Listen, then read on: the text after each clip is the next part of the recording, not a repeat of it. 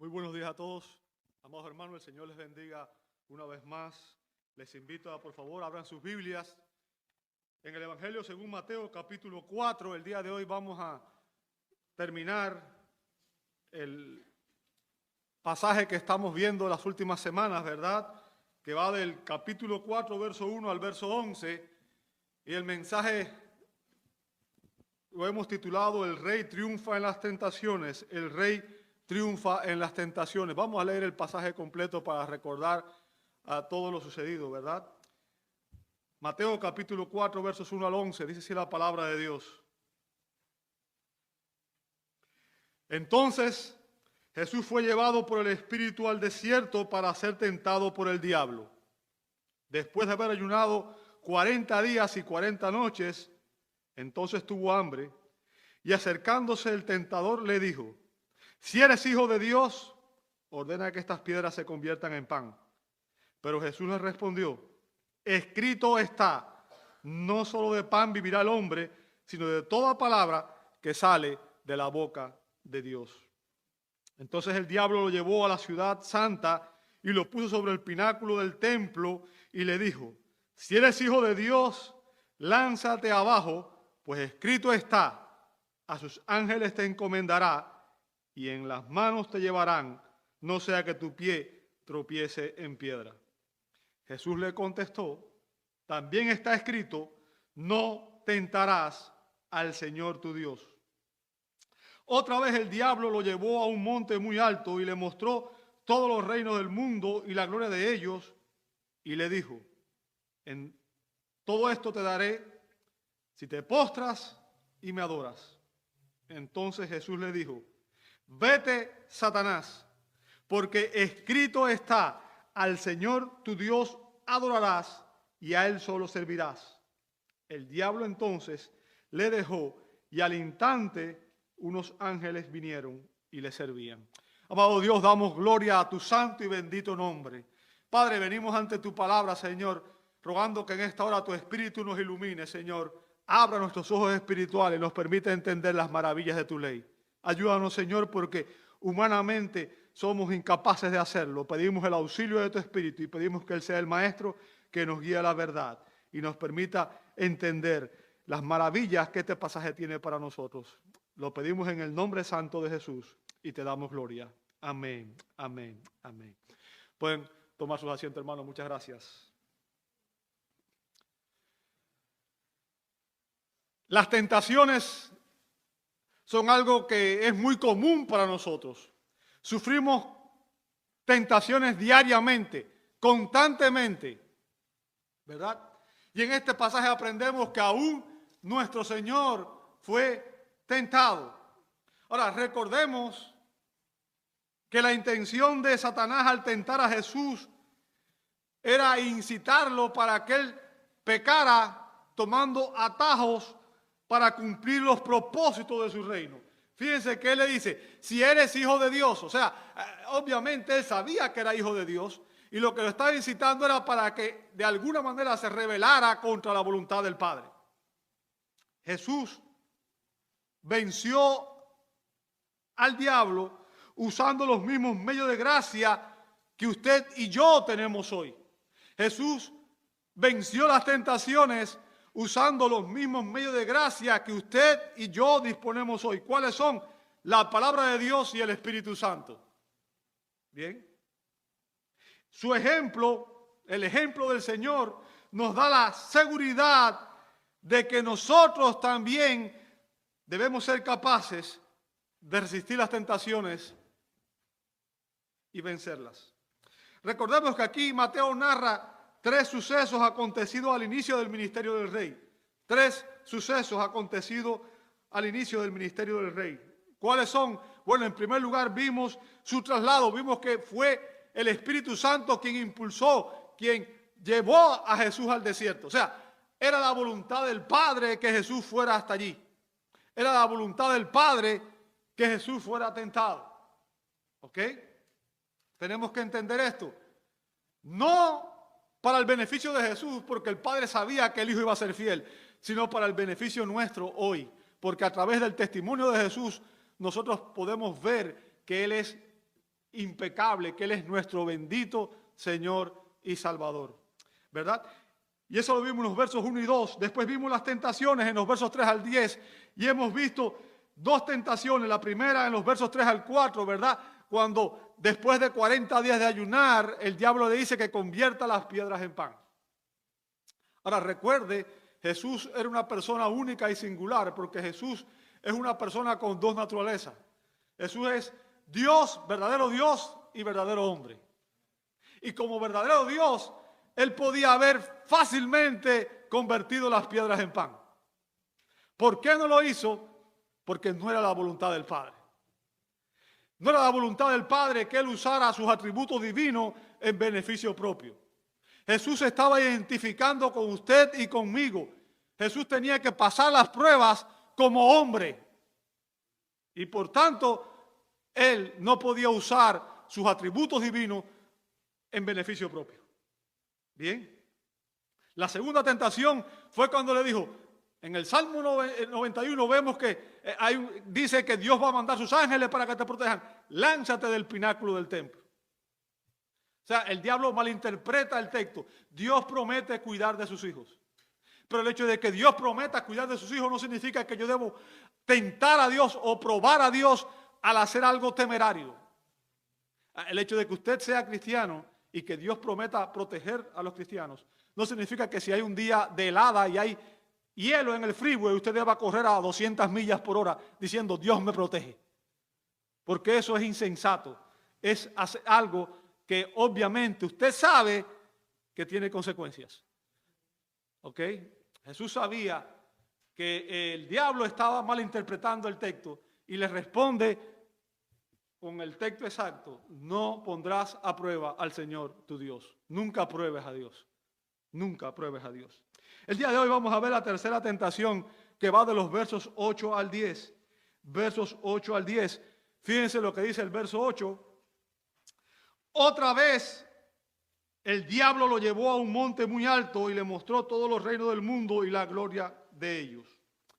Fíjense, a este punto ya Satanás había fracasado en dos tentaciones. ¿Cierto? Ya había fracasado en sus dos primeros intentos. Pero algo que aprendemos de estos versos sobre el diablo es que él es perseverante en sus propósitos. Él persevera. ¿Ok? No se da por vencido muy fácil. Y esa es la diferencia entre él y nosotros. Que muchas veces nosotros enseguida nos desanimamos y dejamos de perseverar. ¿Ok? Y dice aquí que una vez más llevó consigo al Rey Jesús, pero esta vez no fue a Jerusalén, sino que lo llevó, dice que a un monte muy alto. Ahora déjeme decirle algo. No existe ningún monte tan alto desde el cual se puedan ver literalmente todos los reinos del mundo. Además, usted sabe que la tierra es redonda. ¿Ok? Entonces, no existe ningún monte que literalmente desde el cual se puedan ver todos los reinos del mundo. Y esto sugiere, obviamente, que lo que Mateo hace aquí usa una figura literaria, ¿verdad? Usa una figura del lenguaje. Nosotros podemos decir, ¿sabe? Esta persona ha viajado por todo el mundo cuando ha ido a varios lugares. Y sabemos que implica que ha hecho muchos viajes, pero no literalmente ha estado en todo el mundo, ¿verdad? Así que Mateo usa aquí un sinécdoque, que es una figura del lenguaje donde se usa una parte para describir el todo. O sea, Satanás le mostró unos reinos, los reinos grandes de aquel tiempo, y esos reinos representaban a los reinos del mundo. Bien. Satanás le presenta la perspectiva de un poderoso imperio que abarcaría en ese momento todo el mundo conocido. Ahora, lo que Satanás hace aquí, amado hermano, es tentar a Jesús con los deseos de los ojos. Y déjeme decirle, el enemigo, usa nuestros ojos como una vía estratégica para incitarnos a los malos deseos.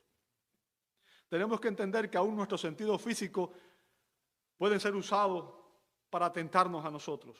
El puritano William Gurnall nos advierte que debemos proteger nuestros ojos y nuestros oídos. Hay un coro infantil que dice: cuidado tus ojitos lo que ven, cuidado tus oídos lo que oyen. ¿verdad? Y a veces pensamos que eso nada más es para los niños, pero no. La advertencia es para nosotros también. ¿Ok? Dice Gurnall que debemos proteger nuestros ojos y nuestros oídos. Y él dice, voy a citar sus palabras, establece una fuerte protección en torno a tus sentidos exteriores. Allí es donde Satanás escoge atacar, en especial a través de los sentidos de la vista y el oído. Cuida lo que ves y escuchas. Las palabras vanas rara vez pasan sin dejar alguna mancha en el corazón. Y en cuanto a tus ojos, no es de extrañar que ver cosas inapropiadas produzca pensamientos y acciones inapropiadas. O sea, nos está advirtiendo que cuidemos lo que vemos, cuidemos lo que escuchemos, ¿verdad? Nos protejamos a nosotros mismos, porque obviamente a veces pensamos que escuchar cosas inapropiadas no nos va a traer consecuencias, pero la Biblia dice que claramente sí. ¿Ok? Claramente sí. Satanás le mostró a Jesús los reinos y al mostrárselo de esa manera estaba incitándolo a verlos y decir, ¿sabes qué? ¡Wow! Es cuando usted ve algo que a usted le atrae. Recuerden, lo que hizo Satanás fue que le llevó a Eva, le hizo poner sus ojos en el fruto prohibido. Y cuando ella lo vio, dijo que era un fruto deseable, codiciable, le dio deseo de comer del fruto. Bien. Satanás le enseñó a Jesús los reinos, y dice el verso 9, y le dijo, todo esto te daré. O sea, fíjense, con estas palabras, el diablo reclama tener dominio sobre todos los reinos del mundo.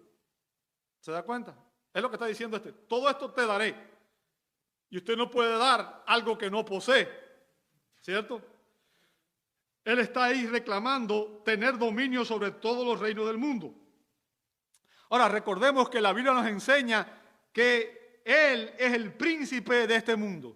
Usted puede ver eso en pasajes como Juan 12:31, Juan 14:30 y Juan 16:11. La Escritura dice que Satanás es el príncipe de este mundo.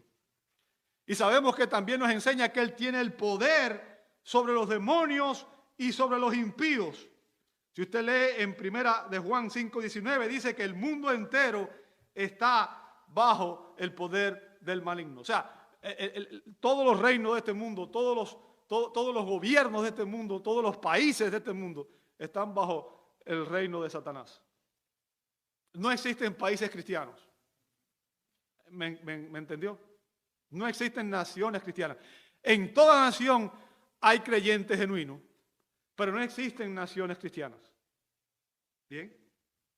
Ahora, sin embargo, debemos entender que el poder de Satanás no es ilimitado, sino que él está sujeto a la soberanía de Dios y por lo tanto su poder es limitado y su gobierno es solamente temporal. ¿Ok? Satanás no es el verdadero dueño de las naciones. Él no es el verdadero señor y dueño de las naciones y no tiene el derecho legítimo y el poder para disponer de ellas como él quiera. De hecho, la Escritura dice en el Salmo 24:1 que del Señor es la tierra y todo lo que en ella hay, el mundo y los que en él habitan. O sea, el dueño legítimo de todo cuanto existe es Dios. Él es el dueño. ¿Por qué? Porque Él lo creó. Bien. Él lo creó. Ahora, recordemos que Jesús es Dios, Emmanuel, Dios con nosotros. ¿Verdad? Y como Rey Mesías, Jesús tenía el derecho divino de gobernar sobre todos los reinos de la tierra. Él era el legítimo, él es el legítimo dueño de todos los reinos del mundo. Ahora, lo que Satanás hace aquí, amado hermano, y es lo que quiero que usted entienda, ¿ok? Satanás le ofreció a Jesús gloria y riquezas inmediatas, mientras que el plan de Dios llevaría a Jesús por el camino del sufrimiento y la muerte. O sea, le está ofreciendo un atajo. ¿Bien? Le está diciendo, ¿sabes qué? ¿Por qué esperar y por qué pasar por todas las pruebas, por todas las tribulaciones? ¿Por qué ir a la cruz si tú puedes tener todo eso ya de inmediato? ¿Bien?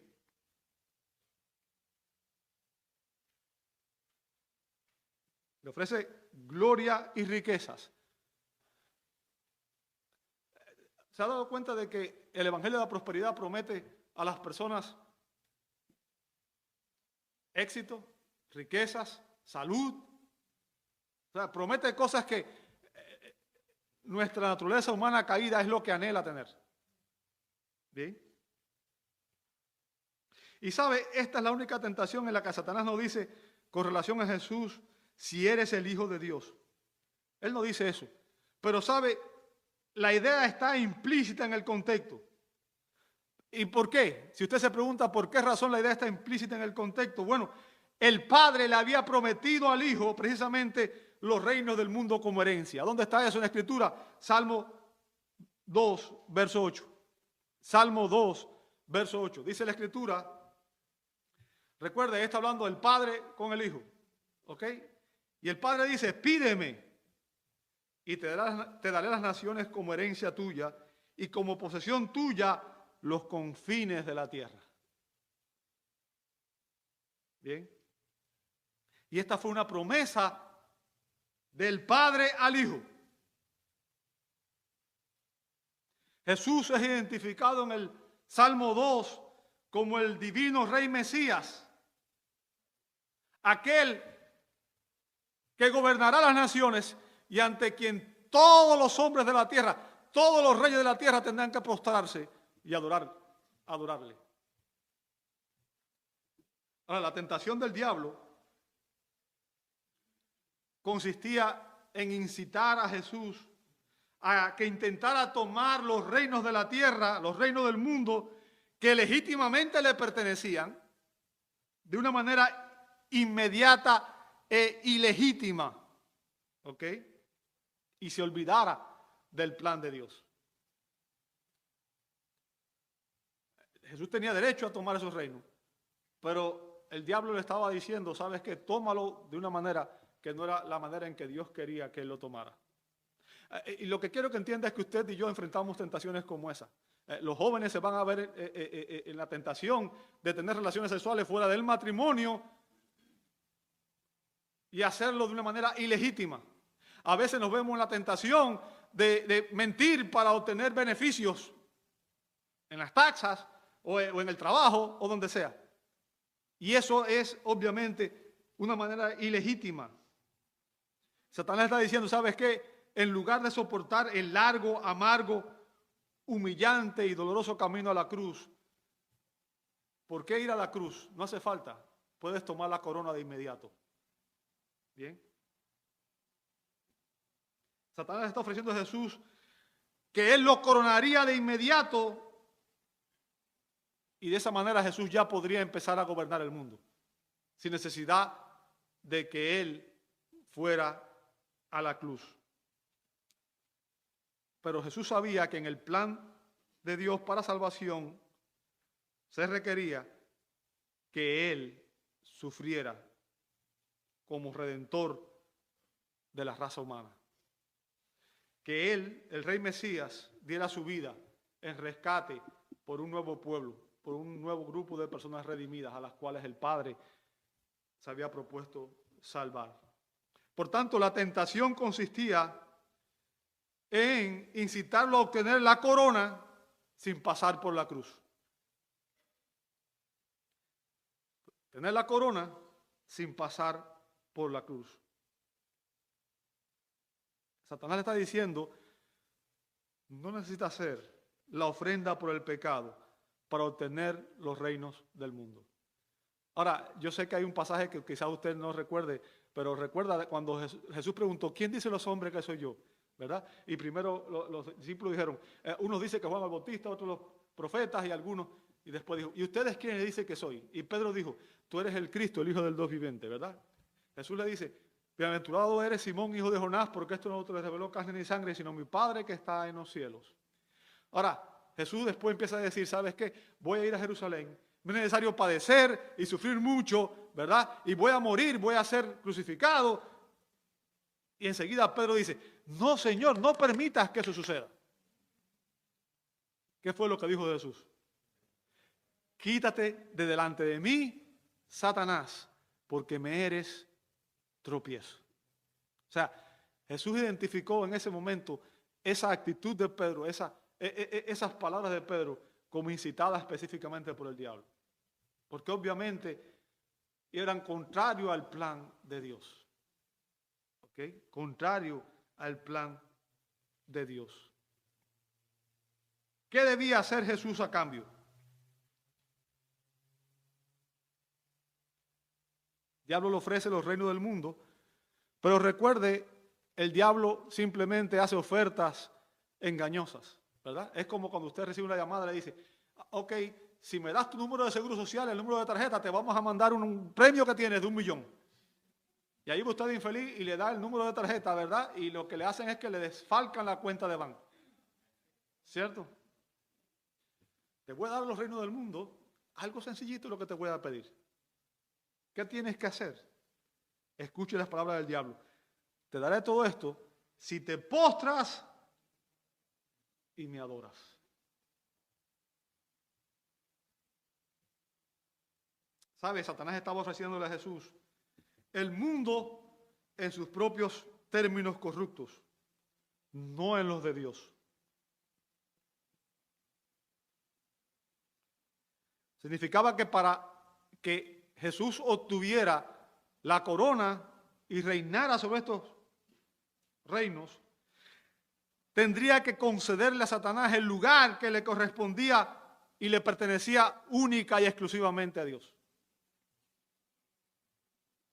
La Biblia dice claramente, amado hermano, que solamente Dios es digno de adoración y que está prohibido adorar a cualquier otra persona que no sea Dios.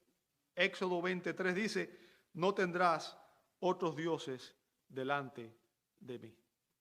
Las únicas personas que deben ser adoradas son el Padre, el Hijo y el Espíritu Santo. Usted no debe adorar ni a María, ni a Pedro, ni a Pablo, ni a la iglesia, ni a nadie más. El único ser que merece adoración es Dios. ¿Ok? Dios. Si Jesús hubiera cedido a la tentación y hubiera adorado a Satanás, ese pecado le habría descalificado como el medio de redención para el mundo.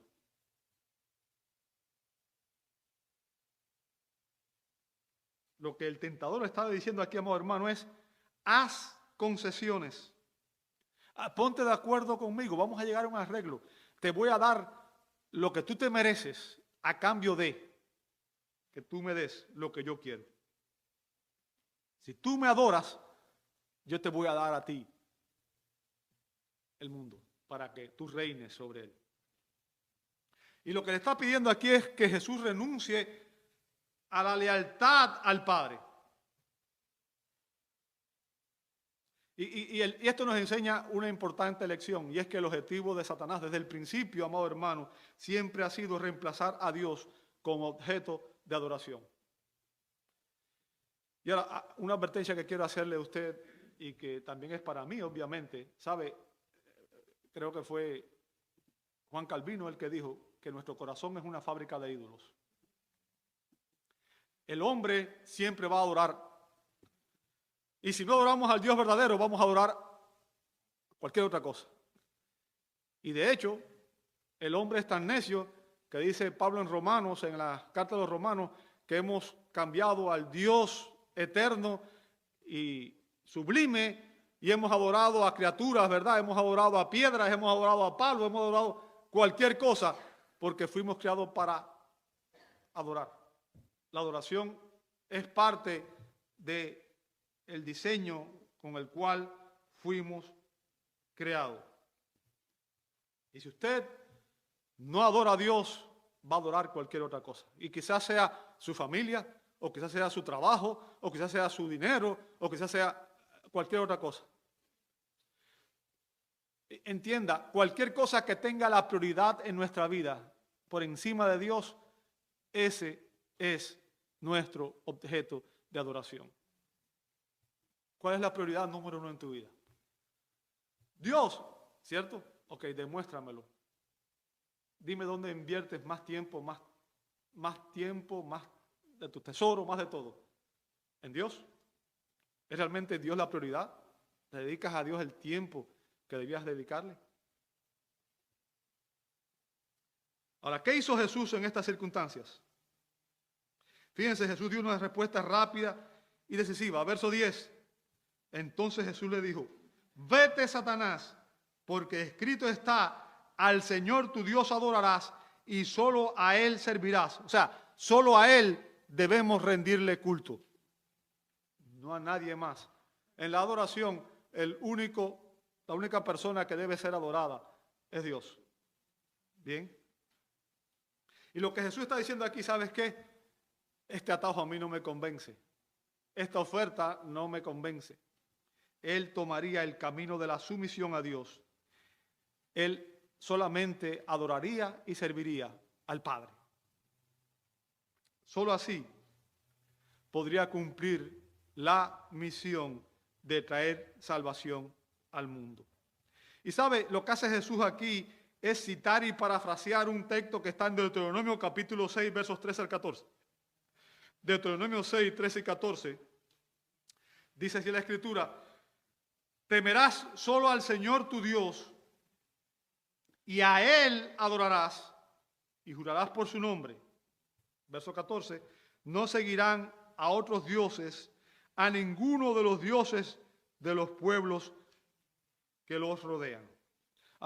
Ahora, nuevamente, estos versos se relacionan con la experiencia de cuando los israelitas estaban en el desierto y iban a entrar a la tierra prometida, ¿verdad? Y Dios les prometió que ni siquiera averiguaran a quienes adoraban los pueblos que estaban conquistando.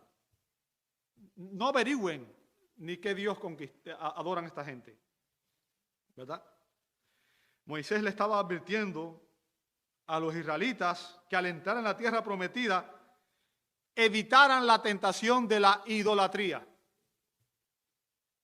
Ahora, la idolatría no solamente adorar a Dios es falso, amor hermano, también es cuando nosotros adoramos al Dios verdadero de una manera falsa.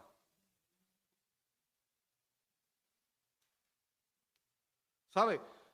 La iglesia romana dice que adora a Dios, al mismo Dios que nosotros tenemos. Sin embargo, lo hace de una manera falsa. Son idólatras. Son idólatras. Y usted y yo muy fácil podemos caer en la idolatría. ¿Ok? Dios les advirtió que era Él quien los había libertado de la esclavitud en Egipto, que era Él quien los había guardado los 40 años en el desierto y que era Él quien les había dado todo lo que poseían. Y esto es importante para nosotros, porque vuelvo y repito, muchas veces nuestro trabajo o nuestra casa o nuestra familia se convierte en un sustituto de Dios y se convierte en un ídolo para nosotros. Y debemos recordar que todo lo que tenemos, desde la vida, el trabajo, la familia, todo eso son bendiciones que Dios nos da para que nosotros la administremos, pero el dueño genuino, real, es Él. No eres tú, no soy yo. Somos administradores de nuestro tiempo, de nuestro talento y nuestro tesoro. No somos dueños de nada. Todo lo que tenemos proviene de su mano. ¿Ok? Fíjense, Jesús tuvo que evitar la tentación de abrazar las riquezas y de olvidarse de Dios. Y aquí está la tentación que tenemos usted y yo. Muchas veces pensamos, si trabajo más horas, voy a tener un mejor carro, o voy a tener una mejor casa, o voy a tener... Y descuida las cosas espirituales, descuida la comunión con la iglesia, descuida la oración, descuida la lectura de la Biblia, descuida la vida espiritual por trabajar más horas para tener más cosas materiales. no estoy diciendo que no se debe trabajar. Recuerda, la Biblia dice claramente que los vagos no van a heredar el reino de Dios. O sea, la persona que no trabaja, la Biblia dice que el que no trabaja, que no coma y se muera de hambre, ¿cierto? O sea, los vagos no van a entrar al reino del cielo. Dios nos creó para trabajar. Incluso en el diseño original, cuando Dios creó al hombre antes de caer, Dios lo puso para que administrara el huerto. O sea, el trabajo era parte del diseño de Dios. La caída simplemente añadió dolor al trabajo, pero el trabajo es parte de lo que debemos hacer.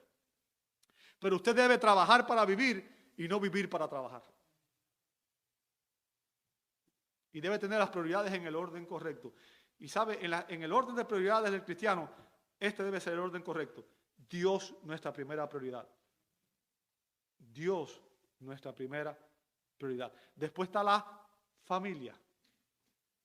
La familia. Después está el trabajo, porque usted no puede mantener la familia si no trabaja. Y después está el servicio en la iglesia. Ese es el orden correcto de prioridades. ¿Entiende eso? Pero no puede descuidar uno y dañar al otro. Si no, estaría mal. ¿Ok?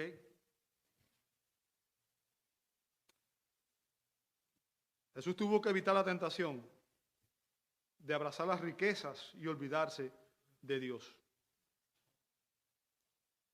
Él recibió la oferta de recibir todos los reinos del mundo para gobernarlos por un pequeño acto de adoración. Pero nuevamente ese pecado habría descalificado a Jesús como el medio de redención que Dios había designado para el mundo. Dios y solamente Dios debe ser adorado. Y la tentación de Satanás tenía una implicación, y es que el fin justifica los medios. ¿Ha oído eso alguna vez? El fin justifica los medios. O sea, lo importante es lograr algo. Bueno, vamos a emplear cualquier medio para lograr ese objetivo. Satanás está diciendo, ¿sabes qué?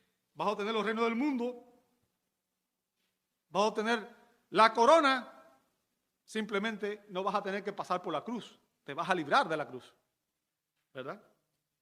El fin, ¿cuál era? Cristo reinaría, pero está usando un medio que no era legítimo, que no era el que Dios había establecido, ¿ok? La tentación era hacer avanzar el reino de Dios utilizando un medio satánico, un medio mundano. En otras palabras, sería como tratar de cambiar al mundo volviéndose como el mundo. Y si usted no entiende lo que estoy hablando, sabe, esto es lo que se ha infiltrado en las iglesias hoy llamado pragmatismo. ¿Qué significa eso? Todo el mundo quiere tener éxito, ¿cierto? La gente quiere tener éxito. Y a veces pensamos que el éxito está en los números, en cuánta gente tengo sentada en los bancos y en cuánto dinero entra a la cuenta de banco. Y entonces, para lograr que tenga mucha gente ahí y tener mucho dinero en la cuenta de banco, ¿qué hago? ¿Qué es lo que está funcionando en el mundo? Bueno, si en el mundo de los negocios funciona el marketing, vamos a hacer marketing y vamos a funcionar como si fuera un negocio. La iglesia empieza a funcionar no como una iglesia, sino como si fuera un negocio secular. La idea es, aplica en la iglesia los métodos, las filosofías que funcionan en el mundo.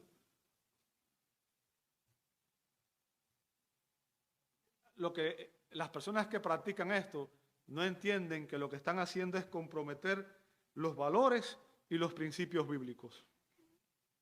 Los valores y los principios bíblicos. Cuando usted empieza a usar métodos mundanos, simplemente desde ese punto, está saliendo de la voluntad de Dios para la iglesia. Y eso es muy fácil de caer en esto, amado hermano. La tentación es fuerte. Cuando tenemos situaciones de necesidad, es fuerte la tentación. Comprometer los valores y los principios es algo a lo que vamos a estar constantemente expuestos. ¿Sabe? El rey Enrique IV de Navarra, que vivió entre los años 1553 y 1610, era protestante. Era un creyente protestante. Y sin embargo, él comprometió su fe protestante para poder ser coronado como rey de Francia, ¿verdad? Porque Francia en ese tiempo era un país católico. Y para poder ser coronado, él tuvo que comprometer su fe protestante. Y él dijo lo siguiente: París bien vale una misa.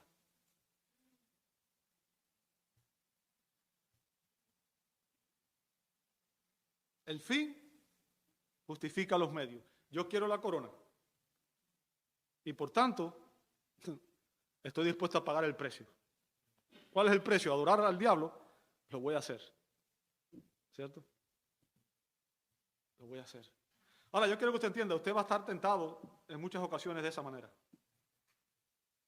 ¿Okay? Satanás le ofreció a Jesús gobernar sobre todos los reinos de la tierra si tan solo lo adoraba.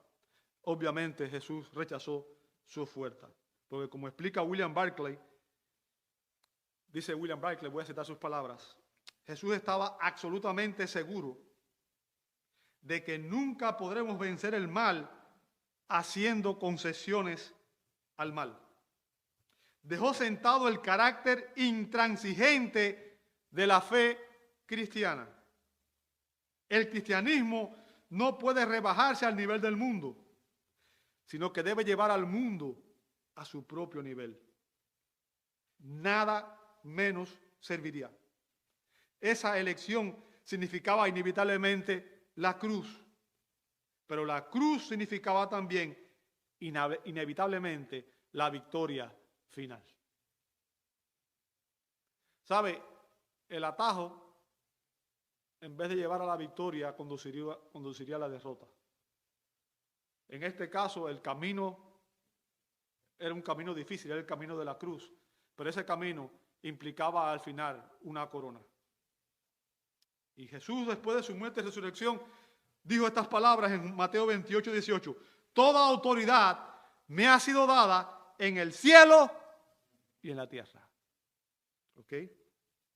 Y sabemos que la Escritura enseña que algún día Él vendrá y reinará literalmente sobre todos los reinos del mundo. Y nadie ni nada ni nadie podrá impedírselo. Porque realmente Él es soberano. El único soberano es Dios. El diablo no lo es. Así que hemos examinado la tercera tentación y finalmente vamos a analizar su triunfo. Su triunfo, verso 11. Fíjense, si usted ve en el verso 10, Jesús le había dicho a Satanás, vete, Satanás. Y debido a que solo Dios es soberano y que el actual poder de Satanás y sus demonios está limitado por Dios, y eso es algo que yo quiero que usted entienda, Satanás nunca podría tocar a ningún creyente a menos que Dios lo permita. Hermanos, lean el libro de Job. La primera queja del diablo con Dios fue, claro que Él te adora porque tú has protegido, tú has hecho un vallado alrededor de Él y nadie puede tocarlo.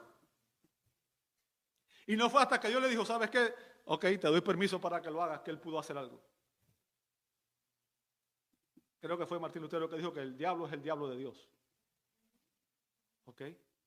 En otras palabras, yo quiero que usted entienda, ni el diablo ni todos sus demonios pueden tocar a un creyente si Dios no lo permite. Y en última instancia, todo lo que sucede en su vida, todo lo que sucede en mi vida, está bajo el control absoluto y soberano de Dios, única y exclusivamente. Y note algo, aunque Jesucristo, el Rey Mesías, estaba en su estado de humillación, cuando Él le ordenó a Satanás, Satanás tuvo que obedecerlo y tuvo que irse. Aún en su humillación, Cristo tenía autoridad sobre Satanás. ¿Me entiende el punto? Dice el verso 11, el diablo entonces lo dejó. O sea, el diablo entendió que por el momento él había sido derrotado y se fue. Ahora, obviamente, recordemos, Jesús empezaba su ministerio. Este es el inicio del ministerio público de Jesús. Este evento es lo primero que aconteció después justo de su bautismo. Bien.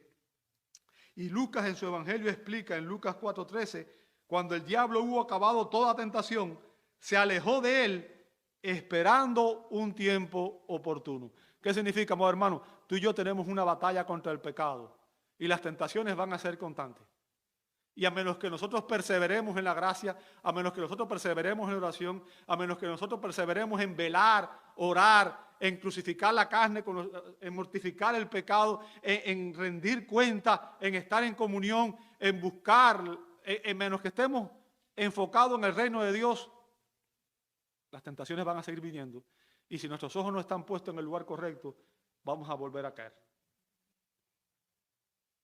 ¿Ok? Este encuentro entre Jesús y Satanás sería solo el primero de muchos más.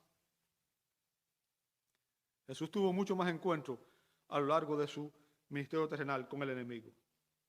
Sabemos que obviamente la Biblia nos dice que Satanás fue finalmente derrotado en la cruz, pero que su destrucción final, dice la Biblia, va a ocurrir al final del milenio en Apocalipsis 20, verso 10.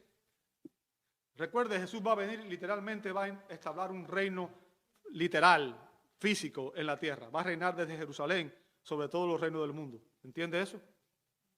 Va a reinar sobre todas las naciones. ¿Bien?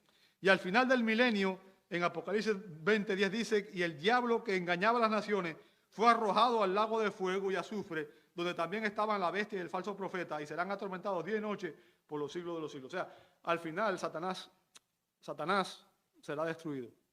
Será enviado al lago de fuego por la eternidad. ¿Ok? Ahora, el punto que quiero que usted ahora lleve en su mente hoy es que mediante las tentaciones, al estudiar las tentaciones del Señor, nos damos cuenta que Él era un hombre perfecto. ¿Entiende eso?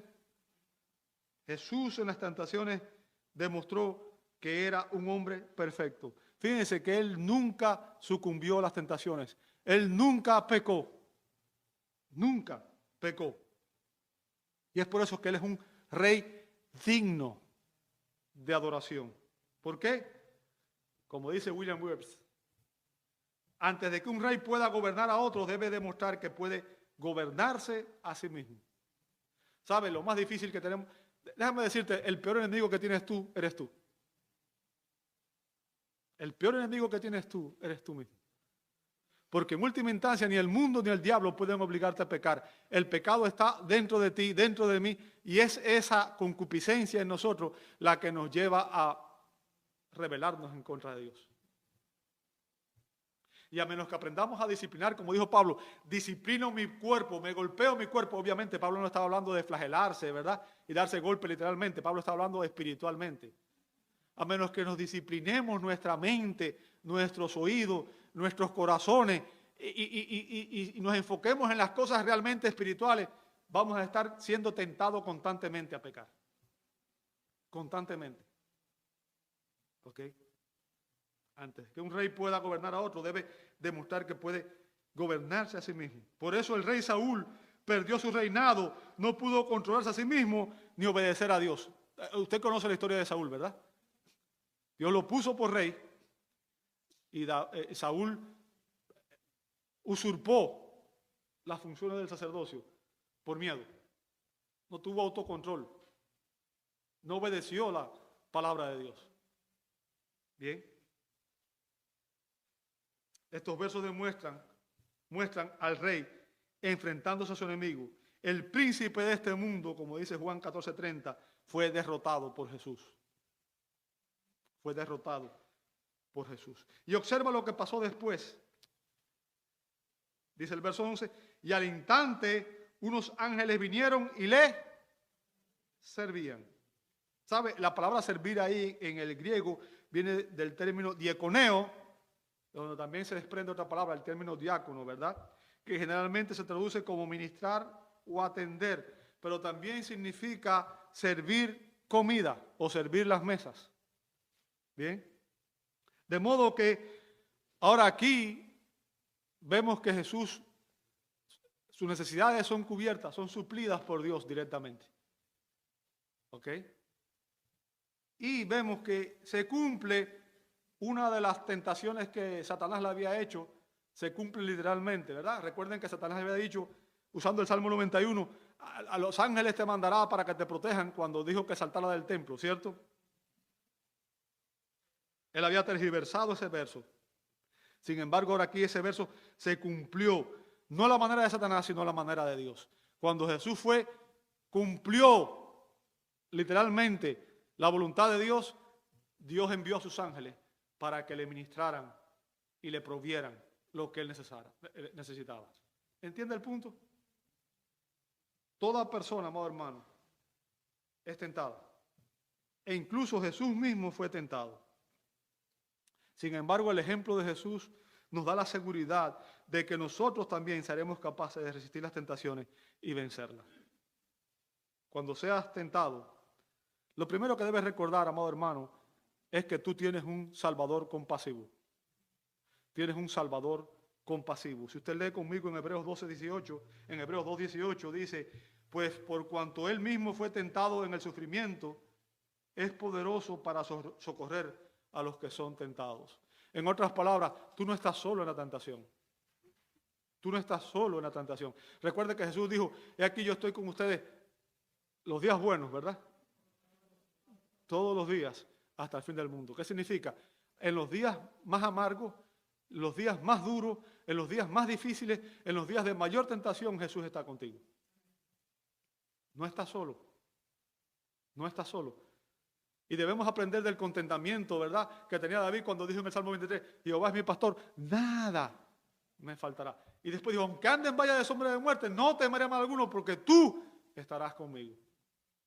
Eso es contentamiento. En medio de la aflicción, en medio de cualquier circunstancia, Dios está con nosotros. Y sabe, y cuando tú estás sufriendo, cuando yo estoy sufriendo, es cuando más tentados somos a hacer cosas contrarias a la voluntad de Dios. Pero recuerda, cuando Él mismo fue tentado en el sufrimiento. Ahora no sé cuánto tú has sufrido, déjame decirte, pero ni tu sufrimiento ni mi sufrimiento puede compararse nunca al sufrimiento que padeció Jesús. De hecho, la Biblia dice que nosotros hemos sufrido hasta la muerte por causa del Evangelio o por causa del reino, ¿verdad? Por tanto, el punto que quiero que entiendas es que tenemos un amigo poderoso en el cielo que está de nuestro lado. Él es nuestro sacerdote. Él intercede ante el Padre por nosotros día y noche. Él es nuestro abogado defensor. Aunque el enemigo nos acusa y nos dice, ¿sabes qué? Tú no sirves, es verdad que yo no sirvo. Pero ¿sabes qué? Yo no estoy aquí por méritos míos, estoy aquí por los méritos de mi Señor y Salvador. Ninguno de nosotros sirve. Al final ninguno de nosotros va a entrar al reino de Dios porque tenemos mérito suficiente en nosotros mismos, obras tan justas, somos tan buenos que nos merecemos el cielo. Vamos a entrar al cielo porque estamos recubiertos de la justicia de nuestro Señor y Salvador, que murió en una cruz para pagar el precio de nuestra redención. Y es por Él, es por lo que Él hizo, y es por la fe en Él que vamos a ser salvos. Es por su gracia. Y Él es poderoso para socorrernos. Poderoso para socorrernos. Él nos comprende. Cuando somos tentados, Él nos comprende. Y es por eso que Él puede socorrernos en todas nuestras necesidades espirituales. Ahora, algo que debes recordar y que debemos recordar todos, amado hermano, es lo que dice Pablo en 1 Corintios 10:13. Dice, no les ha sobrevenido ninguna tentación que no sea común a los hombres. En otras palabras, cuando tú eres tentado, no puedes decir, sabes que esta tentación es exclusiva para mí. Es tan fuerte que yo no pude resistirla. ¿No? Dice después, fiel es Dios, que no permitirá que usted sea tentado más allá de lo que puede soportar. Y fíjense, la confianza no está en nosotros, en nuestra fidelidad. ¿Sabe por qué? Porque usted y yo somos infieles. El punto aquí está en que tenemos un Dios fiel. Y debemos recurrir a Él, a su fidelidad. Dice, fiel es Dios, que no permitirá que ustedes sean tentados más allá de lo que pueden soportar, sino que con la tentación Él va a proveer también la vía de escape a fin de que puedan resistirla. En otras palabras, nosotros tenemos siempre una oportunidad de escapar. Pero ahí está la respuesta. Ahí está el gran. Cuando nosotros no tomamos esa vía de escape y nos quedamos, ahí es donde corremos el peligro más grande. ¿Ok? Usted y yo podemos obtener la victoria sobre la tentación solamente cuando resistimos en la misma forma que Jesús resistió las tentaciones. ¿Cómo? Estando en total obediencia a Dios y a su palabra. ¿Sabe? Jesús sabía cuál era la voluntad revelada de Dios en su palabra. ¿Conoce usted cuál es la voluntad revelada de Dios en su palabra? Si no la conoce, ¿cómo va a saber cuándo está siendo tentado y cuándo no hacer algo indebido? Jesús no entretuvo ningún pensamiento pecaminoso ni le dio consideración. ¿Sabe? Jesús nunca se quedó en su mente entreteniendo el pecado. A nosotros se nos dice en 2 Corintios 10 que debemos llevar todo pensamiento cautivo a la obediencia a Cristo. En otras palabras, cuando vengan pensamientos pecaminosos y de tentación, ahí es que nosotros podemos vencer el pecado, ¿no? Se lo voy a decir de otra manera. ¿Sabes qué? Cuando usted anda en la calle, los pájaros vuelan sobre usted, ¿cierto? Pero que vengan a hacer un nido y a posarse sobre usted, ¿quién es responsable? Usted. Si usted permite que se posen arriba de usted, es su culpa. ¿Cierto? Usted no puede impedir que estén ahí arriba, pero sí puede impedir que vengan y se posen en usted. En otras palabras, los pensamientos, las tentaciones van a venir, pensamientos que no agradan a Dios van a venir a nuestra mente. Pero nosotros escogemos en ese momento si los vamos a entretener, vamos a seguir pensando en ellos o vamos a llevar cautivo, prisionero, todo pensamiento a la obediencia de Cristo. ¿Qué significa? Decir, ¿sabes qué? Esto no agrada a Dios y por tanto ni siquiera voy a meditar en ello. Jesús sabía que adorar al diablo era algo que no debía ni siquiera meditarlo, que desobedecer a Dios era algo que no debía ni siquiera prestarle atención. ¿Ok? Y él permaneció firme en obedecer la voluntad del Padre. Él dijo, ¡no! Se requiere valor para decir no. Porque muchas veces queremos el camino fácil. Queremos el camino fácil. ¿Sabes? Cuando sientas tentación, aprende la lección del perro. Aprende la lección del perro. Y cuando usted está entrenando un perro para que obedezca, sabe que algo que se usa es que se coloca un pedazo de carne, ¿verdad? Un trozo de carne en el suelo. Y cada vez que el perro intenta agarrar la carne para comérsela, se golpea al animal y se le repite, ¡no! ¡No! El perro pronto comienza a asociar el golpe con la palabra. Y entiende que significa que él no debe tomar la comida hasta que el amo no se lo permite. Ahora, si usted ha entrenado a un perro, ¿qué hace el perro en ese tiempo? El perro generalmente lo que hace es que aparta los ojos de la comida y pone sus ojos en el amo. ¿Sabe por qué? Porque la tentación de desobedecer mientras tiene sus ojos en la comida es demasiado grande. Demasiado grande. Así que él, en lugar de estar mirando la comida, empieza a mirar el amo, esperando que el amo le dé la palabra de aceptación. ¿Sabe? Y esa es la lección del perro. Siempre debemos mirar el rostro de nuestro amo. Y ese es esencialmente el mensaje que Dios nos da en este lugar. Cuando la tentación nos llegue, pongamos nuestra mirada en nuestro amo, en nuestro Señor. ¿Verdad? Como dice Hebreos 12:2, puesto los ojos en Jesús, el autor y consumador de la fe, quien por el gozo puesto delante de él soportó la cruz, despreciando la vergüenza, y se ha sentado a la diestra del trono de Dios. Fíjense, nuestros ojos tienen que estar puestos en Cristo, en su ejemplo, en lo que él hizo.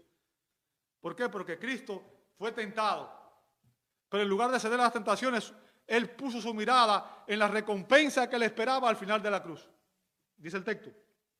Dice que por el gozo puesto delante de él, soportó la cruz. ¿Cuál era el gozo? El ver cumplida la obra que el Padre le dio.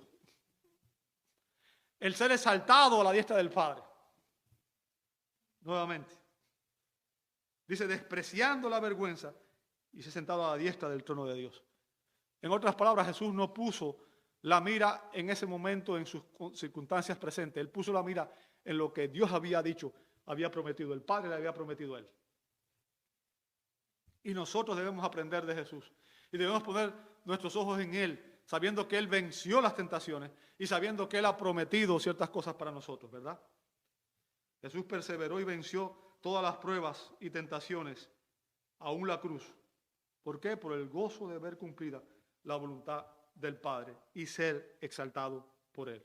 Ahora, déjame decirte algo. Hay una promesa también para ti y para mí de parte de Dios. Y está en Santiago 1:12, y con eso voy a terminar. Dice Santiago 1:12, bienaventurado, feliz el hombre que persevera bajo la prueba. Y recuerde, la palabra prueba ahí también puede traducirse tentación. ¿Ok?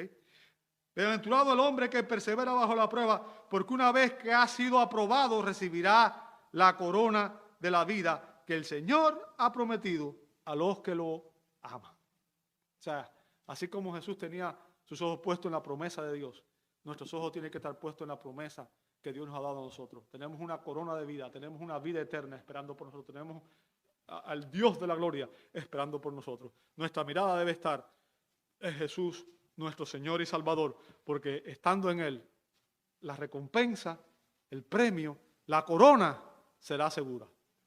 Te invito a orar. Padre eterno, tú eres bueno, Señor. Tú eres bueno mucho más allá de lo que nosotros podemos siquiera entender o concebir. En cambio, nosotros somos pecadores rebeldes y ciegos, Señor. Y nuestros corazones son lentos para arrepentirse. Y nuestros caminos reacios a enmendarse, Señor. Padre, te entregamos nuestras almas a ti para que tú las quiebres y tú las moldees como el alfarero al barro, Señor. Ayúdanos a entender la podredumbre del pecado para que podamos odiarlo y aborrecerlo y huir de él como tú quieres, Señor. Concédenos comprender que el camino de los transgresores es tormentoso, Señor. Que apartarse de ti es perder todo bien. Permítenos ver la pureza y la belleza de tu perfecta ley. La felicidad de aquellos cuyos corazones en ella reina. Señor, reconocemos que nosotros diariamente violamos y despreciamos los preceptos de tu palabra, las advertencias de tu palabra. Ayúdanos, Señor, para que nosotros no elijamos nuestros propios caminos para nuestro propio perjuicio.